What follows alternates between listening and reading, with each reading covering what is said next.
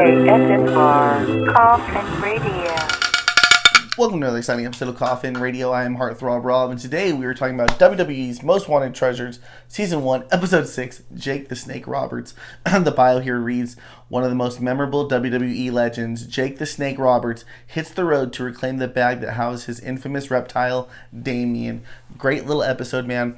This episode and last week's episode, but especially this week's episode with Jake the Snake, is what this show, I think, it should be. It highlights its strengths, where we get real props that are definitely for the legends and definitely moments in time, and we get great background stories, and we get to see where that wrestler is now. So it's a lot of the good stuff here.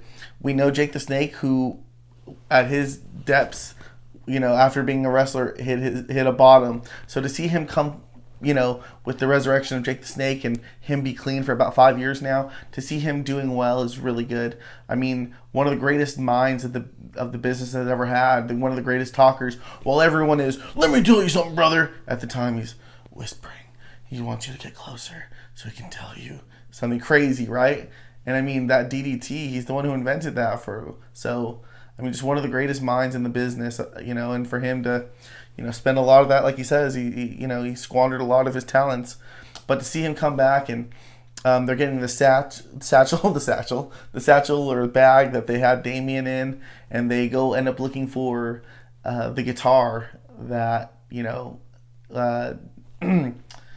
Tonk Man broke over his back, or, he was supposed to break over his back, but he totally hits him in the head, and Jake has said numerous times that was kind of the beginning of his career for taking prescription drugs. He said because he had to get 2 discs out of his neck, something crazy. Just, you're supposed to take care of your opponent, and that guitar wasn't rigged the way it was supposed to be. So Jake's taking on full on real guitar smashes, and he says that's where a lot of his demons came from. So he's got a lot of resentment here on Honky Tonk, but they end up meeting with Jimmy Hart to kind of negotiate this deal.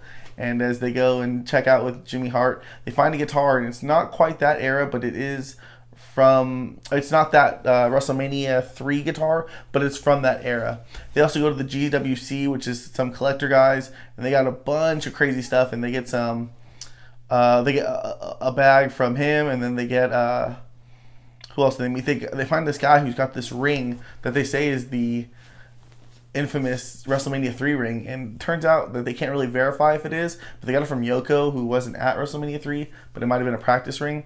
But and I kept thinking, I was like, God, you think of all the rings that WWE would have kept, they would keep that WrestleMania 3 ring. So I don't know if that one ever would have been outside of the building, but the WWE guy couldn't verify it, so I don't know. So crazy stuff.